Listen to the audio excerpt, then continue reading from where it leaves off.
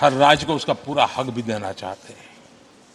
लेकिन मैं आज एक अहम मुद्दे पर मेरी पीड़ा व्यक्त करना चाहूंगा। आदरणीय सभापति जी, एक राष्ट्र हमारे लिए सिर्फ जमीन का टुकड़ा नहीं है, हम सबके लिए एक इकाई ऐसी है जो प्रेरणा देने वाली इकाई है। जैसे शरीर होता है, शरीर में जैसे अंगांगी भाव होता है, अगर पैर में कांटा लगे तो पैर ये नहीं कहता है, हाथ कभी नहीं सोचता है कि मुझे क्या, पैर को कांटा लगा है, पैर पैर का काम करेगा। पल भर में हाथ पैर के पास पहुंच जाता है, कांटा निकालता है। कांटा पैर को लगता है, आंख ये नहीं कहती कि आंसू मैं क्यों बहाऊं, आंसू आंख से निकलते हैं। हिंदुस्तान के किसी भी कोने में दर्द हो तो पीड़ा सबको होनी चाहिए। अगर देश का एक कोना, अगर शरीर का एक अंग अगर काम नहीं करता है तो पूरा शरीर अपंग माना जाता है। शरीर जिस प्रकार से, अगर देश का भी कोई कोना, देश का कोई क्षेत्र विकास से वंचित रह जाएगा तो देश विकसित नहीं हो सकता है। और इसलिए हमें भारत को एक अंगांगी भाव से देखना होना चाहिए, उसको टुकड़ों में नहीं देखना चाहिए। जिस प्रकार से हिंदी और भाषा बोली जा रही है, देश को तोड़ने के लिए, राजनीतिक स्वार्थ के लिए नए नैरेटिव गढ़े जा रहे हैं। एक पूरी सरकार मैदान में उतर करके भाषा गढ़ रही है। इससे बड़ा देश का दुर्भाग्य क्या हो सकता है? आप मुझे बताइए, झारखंड का कोई आदिवासी बच्चा अगर ओलंपिक के खेल के अंदर जाकर के मेडल लेकर आएगा तो क्या हम ये सोचते हैं कि तो झारखंड का बच्चा है? पूरा देश कहता है हमारा देश है। जब एक झारखंड का बच्चे में प्रतिभा देखते हैं और देश हजारों करोड़ रुपया, हजारों लाखों रुपया खर्च करके उसको अच्छे कोचिंग के लिए दुनिया के किसी देश में भेजता है, तो हम ये सोचेंगे कि खर्चा झारखंड के लिए हो रहा है, क्या देश के लिए नहीं हो रहा है? हम क्या करने लगे हैं, क्या भाषा बोलने लगे?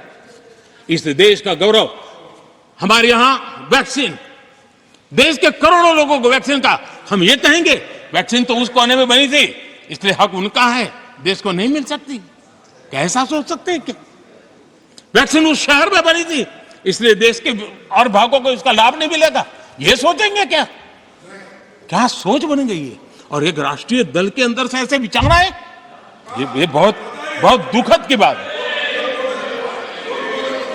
मैं पूछना चाहता हूं आदरणीय सभापति जी, क्या अगर हिमालय कल कहना शुरू कर दें, हिमालय कल बोलना शुरू कर दें, ये नदियां मेरे यहां से बहती हैं, मैं तुम्हें पानी नहीं दे दूंगा, पानी का अधिकार मेरा है, देश का क्या होगा? देश कहां जाकर के रुकेगा? अगर जिन राज्यों में कोयला है वो कह दें कोयला नहीं मिलेगा, ये हमारी संपत्ति है, जाओ तुम अंधेरे में गुजारा करो, देश कैसे चलेगा? आदरणीय सभापति जी, ऑक्सीजन, कोविड के समय हमारे यहां ऑक्सीजन की संभावनाएं, पूर्वी कार्य में जो उद्योग है उसके साथ देश के पूरे देश को ऑक्सीजन की जरूरत थी। अगर उस समय पूरब के लोग कह करके बैठ जाते ऑक्सीजन को हम नहीं दे सकते, हमारे लोगों की जरूरत है, देश को कुछ नहीं मिलेगा, क्या होता देश का? उन्होंने संकट झेल करके भी देश को ऑक्सीजन पहुंचाया। देश के अंदर ये भाव तोड़ने का क्या प्रयास हो रहा है? क्या इस प्रकार से देश को हमारा टैक्स, हमारे मनी किस भाषा में बोला जा रहा है? ये देश के भविष्य के लिए नया खतरा पैदा करने वाली बात है।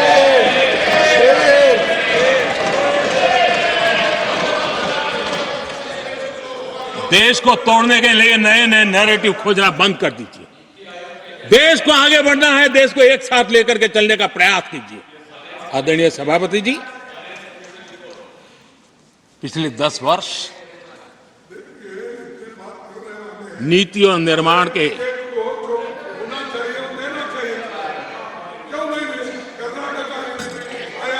आदरणीय सभापति जी, आदरणीय सभापति जी, Nothing will go on record. No. आदरणीय सभापति जी, Take your seat. नीति और निर्माण, This conduct doesn't suit your ये position. नए भारत की नई दिशा दिखाने के लिए Please take your seat. जो दिशा हमने पकड़ी, Please take your seat. जो निर्माण कार्य हमने लिए हैं, बीते एक दशक में हमारा पूरा फोकस बेसिक सुविधाएं जरूर मिले उस पर हमारा ध्यान केंद्रित रहा है। आदरणीय सभापति जी, हर परिवार का जीवन स्तर ऊपर उठे, उसके जीवन में ईज ऑफ लिविंग बढ़े। अब समय की मांग है उसकी क्वालिटी ऑफ लाइफ में हम कैसे सुधार लाए। हम आने वाले दिनों में हमारी पूरी शक्ति, पूरा सामर्थ्य ईज ऑफ लिविंग से एक कदम आगे बढ़ करके क्वालिटी ऑफ लाइफ की तरफ हम बढ़ाना चाहते हैं। हम उसके लिए जाएंगे।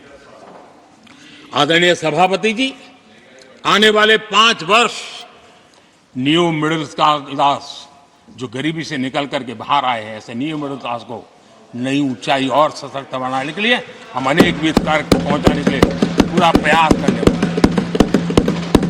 और इसलिए हमने सामाजिक न्याय का जो मोदी कवच दिया है ना, उस मोदी कवच को और मजबूत बनाया और ताकत देने वाले हैं। आदरणीय सभापति जी, आजकल जब हम कहते हैं कि 25 करोड़ लोग गरीबी से बाहर आए, तो ऐसा कुतर्क दिया जाता है कि 25 करोड़ बाहर आए तो फिर 80 करोड़ को खाना अनाज क्यों देते हो। आदरणीय सभापति जी, हम जानते हैं कोई बीमार व्यक्ति हॉस्पिटल से बाहर आ जाए ना, तो भी डॉक्टर कहता है कुछ दिन इसको ऐसे ऐसे संभालिए, खाने में परहेजी रखिए, ढिकना करिए, फलाना करिए। ये कहना क्यों? कहीं दोबारा वहाँ मुसीबत में ना आ जाए। जो गरीबी से बाहर निकला है ना, उसको ज़्यादा संभालना चाहिए ताकि कोई ऐसा संकट आकर के फिर से गरीबी की तरफ लपक न जाए। और इसलिए उसको मजबूती देने का समय देना चाहिए। ये समय हमने गरीब को मजबूत, ताकि वो फिर से वो न्यू मिडिल क्लास फिर से वापस उस गर्त में डूब न जाए। हम 5 लाख रुपए आयुष्मान का देते हैं ना, उसके पीछे ये इरादा है। परिवार में एक बीमारी आ जाए ना, मध्यम वर्ग का आदमी भी गरीब बनने से देर नहीं लगती है। और इसलिए गरीबी से बाहर निकलना जितना जरूरी है, उतना गलती से भी गरीबी की तरफ पीछे न चला जाए, उसके लिए ध्यान रखने की आवश्यकता है। और इसलिए हम अनाज देते हैं, अनाज देते रहेंगे, किसी को बुरा लगे या न लगे। 25 करोड़ गरीबी से बाहर निकले हैं, न्यू मिडिल क्लास हुए हैं, लेकिन मुझे समझ है, मैं उस दुनिया जीत करके आया हूं, उनको जरूरत ज्यादा है। और इसलिए हमारी ये योजना जारी रहेगी। आदरणीय सभापति जी,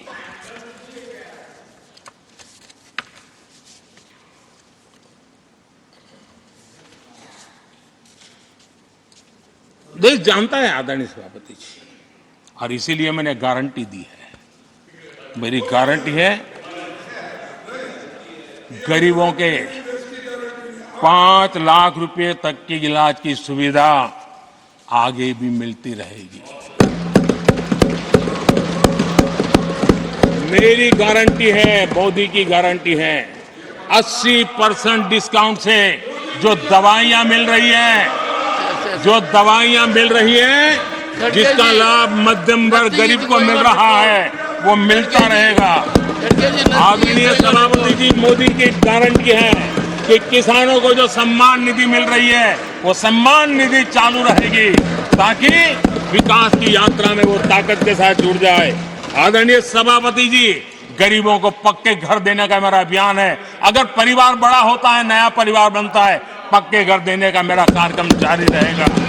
नल से जल योजना मेरा पक्का इरादा है और मेरा पक्की गारंटी है कि नल से जल, हम नए शौचालय बनाने की जरूरत पड़ेगी, मेरा पक्की गारंटी है, हम जारी रखेंगे। ये काम सारे तेजी से चलेंगे, क्योंकि विकास का जो रास्ता, विकास की जो दिशा हमने पकड़ी है, इसको हम किसी भी हालत में जरा भी धीमी नहीं होने देना चाहते। आदरणीय सभापति जी, हमारी सरकार का तीसरा टर्म दूर नहीं है।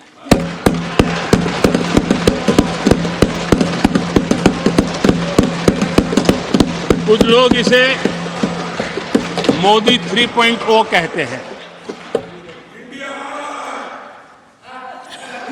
मोदी 3.0 विकसित भारत की नींव को मजबूत करने के लिए पूरी शक्ति लगा देंगे। आदरणीय सभापति जी, अगले 5 साल में भारत में डॉक्टरों की संख्या पहले की तुलना में अनेक गुना बढ़ेगी। मेडिकल कॉलेजों की संख्या बढ़ेगी। इस देश में इलाज बहुत सस्ता और सुलभ हो जाएगा। आदरणीय सभापति जी, अगले 5 साल में हर गरीब के घर में नल से जल का कनेक्शन होगा। आदरणीय सभापति जी, आने वाले 5 साल में उन गरीब को पीएम आवास जो देने हैं, एक भी वंचित नहीं रहे, इसका पक्का ख्याल रखा जाएगा।